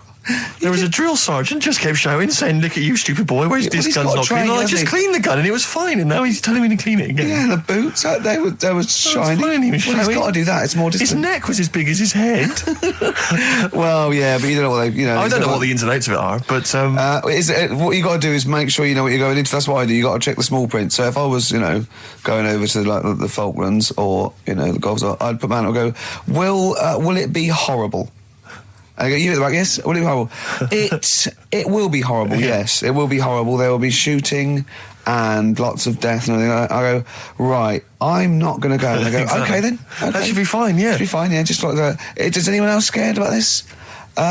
Pretty much all of us. Okay, then we won't send anyone then. Exactly. My brother went into the army, right, because he couldn't get a normal job. And my dad said, if you don't get a job by such a date, that's it, son, you're going in the army. And so when was the Falklands? Was it about 81? Right, and he joined back in like 81 or something. And he I don't know, he was in Aldershot or something. Oh yeah. And he wrote back to my mum saying, a bad time to join, bad time in this. So she wrote. What bad time? Join, that's so sweet, Carl, isn't it? That's like, dear Dad, yeah, well done. Don't know if you've noticed. Yeah. I was on the dole, that's for sure. Thank you for joining a month before the Belgrano. Anyway, go on. My mum called up, spoke to the sergeant and said, can you leave him out of this one? Can you leave him out of this one? What, the Falkland War? He's only just joined, and she called him Chuck, which he got done for. Like, she's one of them, I think it's a northern thing, like saying, how are you, Chuck? Yeah. And she called the sergeant Chuck, and the sergeant said to my brother, your mum, she's called up and asked if you can not go, which, of course, we'll see how it goes. But can you tell What do you mean? Why did the sergeant even entertain this? Well, Pilkington, come here. Your mum's been giving me a bit of earache. Now listen, tell her I've told you, but can you call her, because she called me Chuck and everything. Can you call her and say you don't mind? Well, not really. Oh, please, because I've promised her say you want to go. No, please, say you want to go. Why was he entertaining this phone call? because he was new to the army, I suppose. Who? No, I mean the sergeant. I don't know. Maybe they do that. So what happened? He didn't go in the end? So he didn't go, no. You can't do it. That's ludicrous. I love it, though. Okay, we went over the top. Pilkington, I've got a note. Yeah. Is this really your mum? Yeah. Okay, no, this seems to be in order. Because I noticed it says, I do not want to go into the army, I don't want to go and fight, and it's crossed out and it's good, mum says don't go. Now, you didn't write this yourself? No, my mum wrote this. Okay, you definitely wrote this yourself. Your excuse. You're going to have to fill envelopes. No, I'm sure if he was needed, he would have had to go, but I think they made a bit of a special effort. They sort of said, oh. Well, it wasn't conscription anyway. Oh, no, I was thinking... Were the other soldiers going around just going... Pilkington... No, he ended up being a mechanic in there, and he got kicked out for going for a packet of fags in a tank. What? Now, wait a minute. Do you mean he nipped down the shops in a tank? Yeah. I don't believe that, Carl. You've Honest made to God, that, and he went off with the sergeant's wife. So that didn't help, and he ended up getting kicked out. Sorry, your brother's a genius. I love this. First of all, he gets a call from his mum, going, let him up, and goes, oh, God. Then he goes, where's Pilkington? His mum's on the phone. Where is he? He's near your house, Sergeant. Near my house? Well, why is... No reason. Well, when he comes back, when he's finished, tell him his mum called. And can he get me a packet of fags? Tell him to walk this time. Wow. This is ludicrous. So the sergeant found out that he was sleeping with his wife? Yeah, I don't know. I mean, did your mum phone up and say, let him off?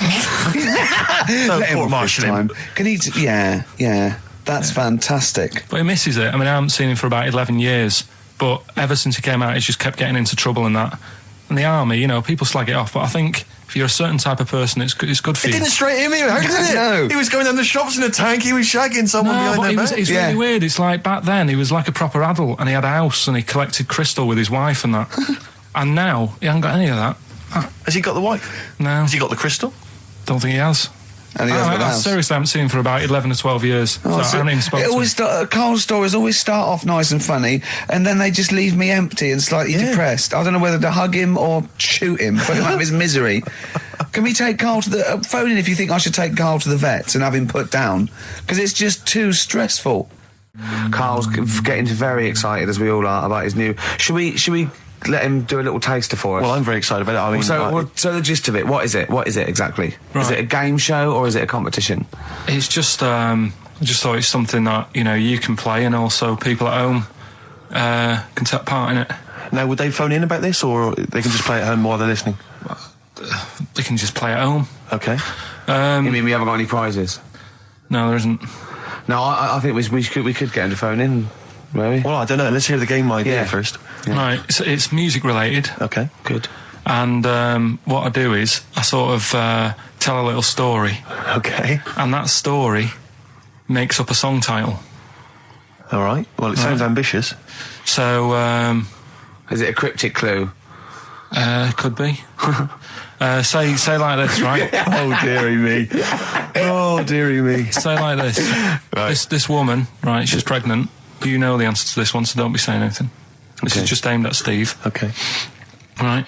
This woman has a baby. Yeah. She's pregnant, has a baby, and the doctor's there in the hospital, going, "Oh yeah, you've got a lovely little baby." Oh, you told me that this is. Oh, this guy. Got a lovely little baby. It's just coming out now. You'll be able to see it in a minute, and it's like covered in gunk and stuff. Yeah. And he's going, "Yeah, it's nearly here. It's coming out. I see its little head and that." And he gets hold of it, and it's full of all this gunk. Right. The baby's full of gunk. Yeah, like the covered in gunk or full of gunk. Covered in it. Right. And he goes, "Here you go. Get hold of your baby," and he drops it. Right. What song's that? There's so much irrelevance there, Steve. I can't tell you. It's not a cryptic clue. It's not a cryptic clue because only, I mean, the gist of it is relevant. That isn't the best one. That's just right. I mean, there's things there that you were dwelling on and thinking of puns. Don't just go for gut instinct. What was it? What was that? Right. I just need to try and get the basics of this. There's a woman. She's pregnant. She has a baby. Yeah. The baby's covered in gunk. Yeah. Right. And because of the gunk, the doctor drops the baby. Yeah. And that's all I need to know. Yeah, that is all you need to know. Yeah. The pregnancy is largely irrelevant. Okay. What are the key elements? It's the birth and the doctor dropping it that are irrelevant. The relevant birth thing. and the dropping of the baby. Yeah. I've absolutely no idea. I can't even begin to guess. Think about what's happened here. Oh, Carl, she's had a baby. The doctor's trying to deliver it. He's saying it's a nice little baby you've got here. This is all irrelevant. Right, let me tell you this. So just to be fair to Steve, so he can get into your mind. Right, this is not a traditional cryptic clue, logical problem or other. This is Carl. What song am I thinking of? Right, that is Underworld, Born Slippy. I have to say, actually, that makes textbook sense. Yeah. No, that does actually. No, I'm sorry. Do you like all the story about? It's all right. You can see it in a minute. Oh, it's just covered in gunk. Yeah. No, I agree. There is some extraneous detail, Yeah, but I have to say, that Born was good because it was. That's the look of it. Was Born was good. Yeah. And Born Slippy, no, I was quite impressed by that, Carl. I have to say, no, to be fair to you, I'm not just patronising you. Oh, well, wow. I actually think that was really good, and I disrespect Ricky Gervais for slagging that off, because I actually think that was quite good. Well, let's go ahead with it then. I feel we could maybe open this up to email correspondence or okay, or the let's phone go lines. for it then. Okay, this is Karl Pilkington's new game show idea. It's just what's the song? Karl Pilkington presents What's the Song? Ladies and gentlemen, please welcome to the stage Mr. Karl Pilkington. There's a fella who was in a coma for 20 years. Just they kept like taking him through like the normal day. They take him to Alton Towers and stuff. Doesn't know anything about it. Just kept going through the motions. Don't know if they kept charging him. Kept putting him through all that. He eventually came out of it. 20 years. And went, stop taking me to Alton Towers, it's shit. I just thought, imagine how much stop post he making... had. How much post?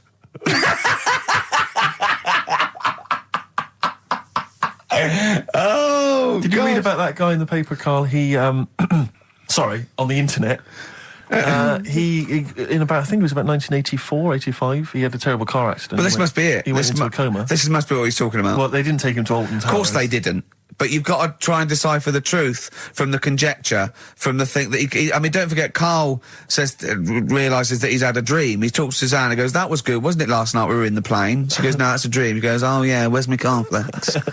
You got to, you know what I mean? I can now decipher what he's actually seen, what he's read. Well, go on, what did you... Well, I'm assuming it's the same guy. It is the same guy. It was a guy in some small American town, and he'd had a car crash, and he'd gone into a coma, and his wife had left him. She'd gone on with her life, because he'd been in a coma since then. And he had just woken up recently. Marriage wasn't working. Marriage wasn't working. He just wasn't paying enough attention. He actually she was pregnant at the time, and so now his daughter is basically the same age as he was when he went into the coma. And he's just started coming around. He's just started making jokes. They said, "How do you feel?" He said, "Horny," which I thought was quite witty for a man who'd been in a coma for however many years. But anyway, yeah. So he's slowly trying to rebuild what life he can. That's what do you make of that, though? Because the thing is that he's missed. Imagine what he's missed, Carl. Imagine the music that he's missed. The Live TV Aid. programs, Missed Live Aid. Live Aid. He missed Phil Collins playing in 2 continents in one day. Which, frankly, I'd be devastated if I discovered that. Missed Bros. Yeah. Yeah, so he doesn't. So he put on ripped jeans and they go passe. They just have to send him a series of those I Love 1986 programs with Kate Thornton filling him in on what he's missed. Peter Kay reminding him of space operas. Yeah, he remembers those. Talking rubbish. Yeah. So extraordinary, though, isn't it, Carl, to think? No, obviously. So had he aged much? Because he hadn't had any problems or anything, no worries. Well, he probably wouldn't have, physiologically, he probably wouldn't have the wear and tear of a 43-year-old man. Because he wouldn't have had sun, he wouldn't have had sort of nicotine, beer. Unless they were just feeding that to him. Anyway, still. Yeah. So you'd feel groggy, though, wouldn't you? Yeah, you might feel a bit groggy, yeah. Well, he's not fully back to normal. I mean, there's some kind of residual brain damage. Yeah. But nevertheless, he can form sentences. He's got no real memory, so he can't remember a lot of things. It was just when I saw... Carl, have you been in an accident? You've been voting in all week, sending your emails. So here's the clips that you wanted. Okay, what's the next one? What's the educating wiki? I don't know. See, like I say, I was looking around and there's stuff that is interesting, right? I was looking on the web. But there's no point. Well, it's just that I found one about... what's the point? About a lad who 8 years old, but he's still breastfed. Now, I don't know if you can get anything out of that. Is that what his mum said?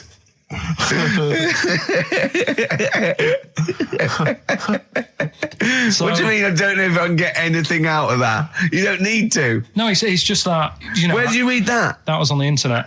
Oh, well, yeah. You're always unspecific when you mention it. It's just it was on the internet. Well, I'm trying to think what I put in. I think I put in Y to see if I'd confuse a computer. Go! You are... No, honestly. I did a search, put in Y, and it came up with funny things that, like, why is this person doing that? Why is that? And it had a picture of this 8-year-old lad, sort of, you know, on his mum's nipple. And it was saying, you know, is this healthy? You sure that wasn't asking you that question? What? I put in Y just to confuse the computer. Like, we go, what do you mean? Yeah. Stop it. Yeah. Oh, look, last week I was walking home with him and I went, he was saying something stupid and I went, I've got a competition for next week. Let's do a phone in and it's called Karl Pilkington, Genius or Fool. Yeah. Right? And he went, No. I went, why not? He went, well, it'd be confusing because they say there's no difference between genius and being a fool. They do though, don't they? No, but it's rubbish. And people say there's a fine line between madness and genius. And, you know, it's a ridiculous soundbite. They don't say there's a fine line between a genius and an idiot. Well, the people who do are idiots. Yeah. So what would you do there, though, just to sort of wrap that little thing up? What would you do? That lad loves his mum's his mum's milk. What are you asking me to come up with? No, I'm a just... title for the story? No. It's just what would you do? Right. What do you mean, what would I do? Well, it's causing a bit of a problem in the area, right? What area? In America, I think it was. Oh, America are a problem, are they? George Bush is worried about this kid who's breastfeeding at 8. Imagine it like this, right? Right. No, so, Carl, what are you asking me about this spurious story you saw on the internet? I saw on the internet, there's an 8-year-old lad, he likes his mum's milk, and he's saying, is this right? Should it No, be it's going not. on? But what do you want Ricky to do about it? It's not his responsibility. Yeah. No, but the little town that he lives in, they're all causing an uproar, right? Going, this isn't right. You know, I can't let my kid play out in case he's in the garden with his mum getting a bit hungry, right? So, what should they do? Because his mum's saying, well, he likes it. Yeah. And he, you know, what do you do? I don't know the laws. No, but I'm not asking you to sort out the laws. I'm just saying, if you lived in that neighbourhood, what would you say? If you went up to him and said, look, everyone's getting a bit fed up with this, look. I'd say, what would I do? What do you mean, what would I do? what are you asking me? Right, it doesn't matter. No. What are you asking me? What are you asking me and Steve and the public? I'm just saying, say if you live next door to this woman. Yeah. Right? The kid's hungry, 8 years old. He's out playing on his bike and he goes, Mum, I'm getting a bit peckish. And he goes, all right, son. She whops one out. And he starts having his milk, right? You live next door, you're putting your washing out and you see this going on. You're getting a bit sick of it because it's gone on for months. 8 years, I assume. Why is it your business? Why are you such a nosy neighbour that you're concerned? What would you do, Carl? Let's turn it back on him. Yeah. What would you do? What's your solution? What would you do? Well, I thought I'd say, right, why are you doing this? And she'd say, because he likes it. And I go, all right then, put it in a bowl first. And you think that would sort that out? No, because I was thinking about the whole thing, right? And you do that when you're a baby and everything's all right, innit? Yeah. No one bats an eyelid at a little baby having a bit of milk from its mum's breast, right? Yeah. You'd almost say it was natural. But you grow out of it. It's like you don't see. It got me thinking about things you don't see. And you don't see.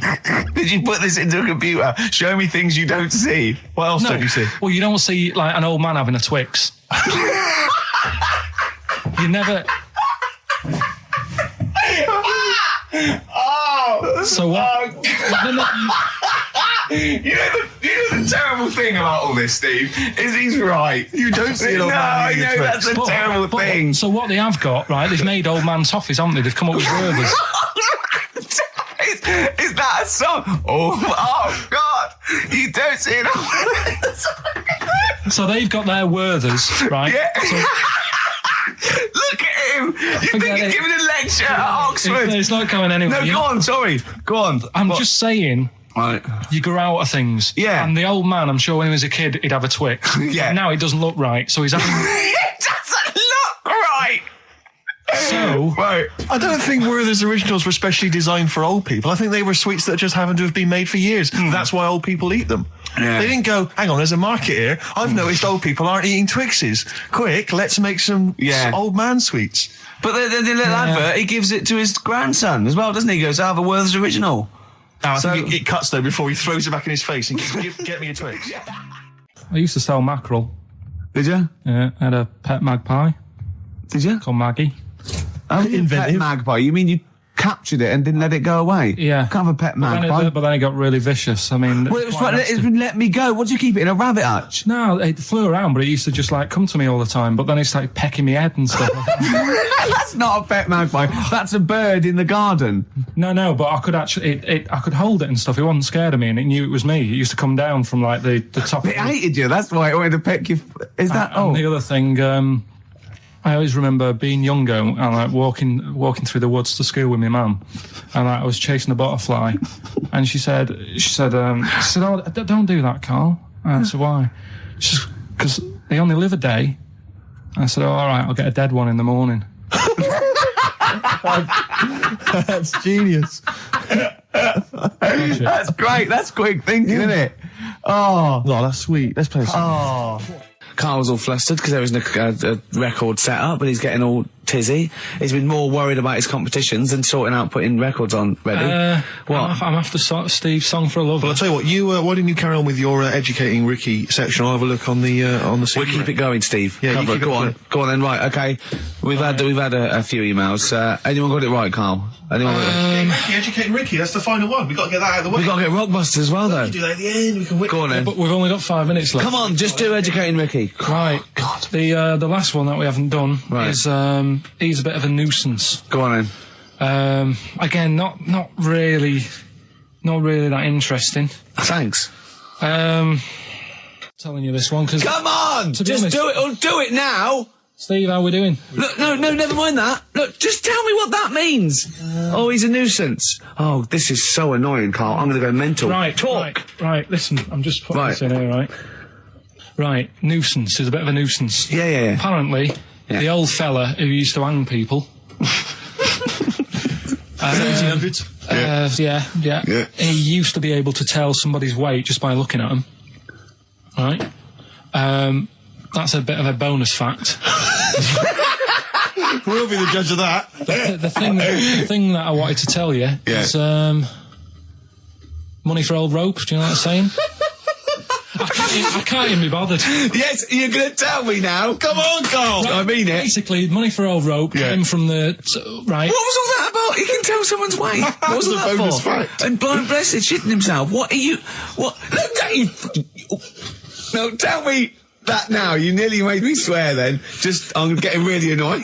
I'm getting really annoyed now. Tell me this back, Carl, or I'm going to go mental. Come on, Carl, time's running out. More that people years ago, when people used to be hung, right? Right. If you didn't like the person who's been hung, you'd go, God, I really don't like him. And so you never forget the time. Because even if they're being hung, we take that as read. Yeah. So they never forget afterwards to get the hangman to get the rope and to cut it up into little pieces, and he'd sell them. He'd sell the little pieces of rope to people. See, Carl, that's the most interesting thing, if it's true, that you've come up with. Right, okay. And so so they sell the rope? They sell the rope, and it's money for old rope. Money for old rope? Meaning, like, God, it's easy to make money, that all they have to do is cut it up and sell it. I'm cynical. I'm not so convinced. Right, listen, we're really tight. We haven't even got time for a last track. We've got an ad break and we've got to give out... Okay, give the answers then. This is ridiculous. Alright, this is Karl, the producer of Ricky Gervais and Stephen Merchant on XFM 104.9. We're playing out some of the best bits. Hope you're enjoying it. Here's another one. I've got that feature Educating Ricky, which is a bit of a play on words as well. Right. Do you know the film, Steve? Educating Rita? Yeah. I see what you've done. Go on. I'm doing that, and I teach Ricky stuff. What do you teach me, Carl? Well, I've got a few different topics. Go on. Do you know, like how you taught me about Hitler and Che Guevara and Winston Churchill? Mm-hmm. I'm going to come in with topics every week, and this week I've got... Ghosts? No, hanging bacon is one of the topics. Say that again? Hanging bacon. Hanging bacon? All the titles... Francis Bacon? No, all the titles are sort of named to sort of tease you and get you more interested in it. Hanging bacon? Well, you've certainly intrigued. Go on, what's another title one? Hairy Chinese Kid. I'd go for that one. If there was a university degree with that title... Yeah, no, I'm going to go for Hairy Chinese Kid, And I think. the final one, Yeah. Alien Gives Man a Beard. Right. Alien gives man a beard. I am going to burst. Right, listen, Carl, you've got to tell me. Right, first, let's do it in reverse. No, we're not going to do it now anyway. What do you mean? We've got to do it now. This is the first interesting thing you've said in an hour. Okay, the listeners have just been subjected to rubbish and mistakes and everything for the last 6 months. Please, we've got to do Alien Gives Man a Beard. What is that? Tell us that. Right. Sorry, this is just you telling me something, is it? This feature is you telling me something. I'm teaching you something. Educating Ricky. Huh? So are we playing it now? We're already into this feature. Well into this feature, are we? Yeah, I suppose we are, yeah. Should there not be a jingle or something? Yeah, can we have a jingle? There's no point, because look, I come up with ideas and you dismiss them straight away, so I'm not wasting my time making stuff. Right. If you don't like well, okay, it. let's play Educating Ricky. Right. Brilliant. Go. Right. So- Ding-a-ling-a-ling-a-ling-a-ling. Educating Ricky. Right, what are we going for then? Hanging the bacon, airy Chinese kid, alien gives man a beard. I think Alien gives man a beard. I'd like all to the do time. that. Right, there's this fellow, I think it happened in America, and he saw a bright light in the sky. And, God, if you're bored. and he stood there. This is a true story, is it? Yeah. He stood there, Yes, of course it isn't, Steve. and he saw this bright light, and it came closer and closer, and it was a UFO, right? Yep. And he looked at it, and it disappeared, right? And he gets back in his car, He looks in the mirror. and he looks in the mirror. Yep. He's only got a beard. He has. You sure it wasn't someone else who got in the car and he was still standing out there? Right? What? And it turned out, Yeah. he got home and said to his wife or his girlfriend, it's a bit weird. So I just got out of the car to look at a bright light, and I got back in the car, I grew a beard, and she said, never mind your beard, where have you been for 3 days? And what had happened is... He passed out because he was pissed. No. The UFO had taken him for 3 days. Yeah. But he'd only thought that he'd only looked at it and it went away. Yeah. But what had happened is, he took him and Yeah. he grew a beard because he hasn't had a shave. Right, okay. I mean, was Will Smith or Tommy Lee Jones anything to do with this at all? Did you see this on a video maybe and thought it was an educational film? No, it's from a book that some kind person sent in to me. Here. Can I just ask again, just again, I'm just throwing this right back at you. Do you think there's any other possible answer here? Right? A man is absent for 3 days from home. He's the grown a length beard. of time that it could take to grow a beard, lest we forget. What if he hadn't actually seen a bright light in the sky? What if he was lying? What if he was lying? He'd got knocked unconscious, he'd had a car crash. Just any lying. number of other No, things. just lying. Or he was just lying. Yeah, he'd been on a bender, getting pissed for 3 days And that with was his his mates. excuse to his wife. And they went, Dennis, what are you going to tell your wife? Well, wait a minute. Wait a minute. You're not going to believe I was out with you, lads. Just say you're only away for a minute. No, she didn't know I wasn't away from it because of the beard. Oh yeah, look, it looks like you've been out for 3 days. Well, we have. That's Exactly. right. Okay, we've got to cover that then. Alien abduction. Great one.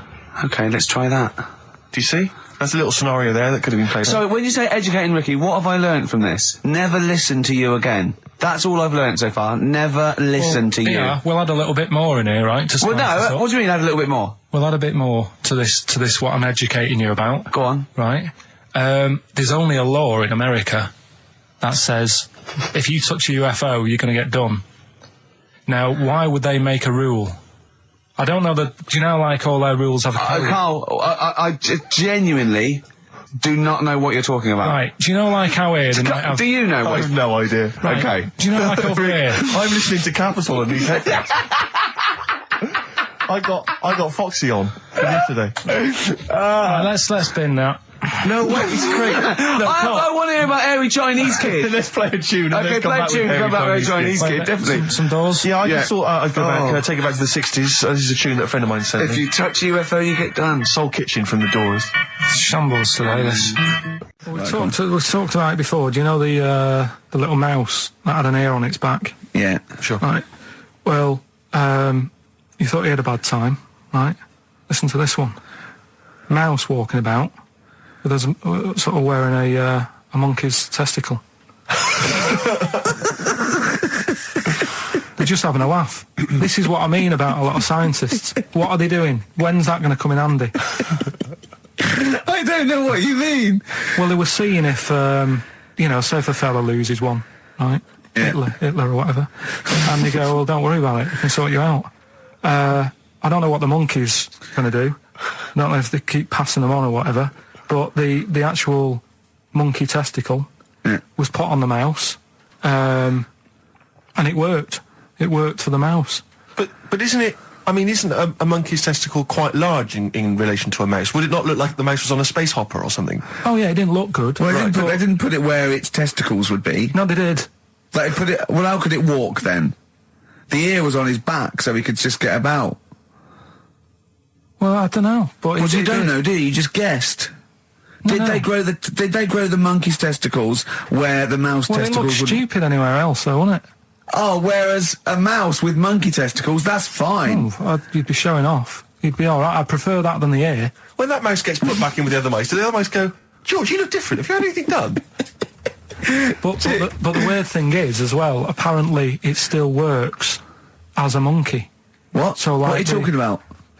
Like the sperm and that was it was still sort of monkey. Of course sperm. it was. What are you talking about? Well, that's weird.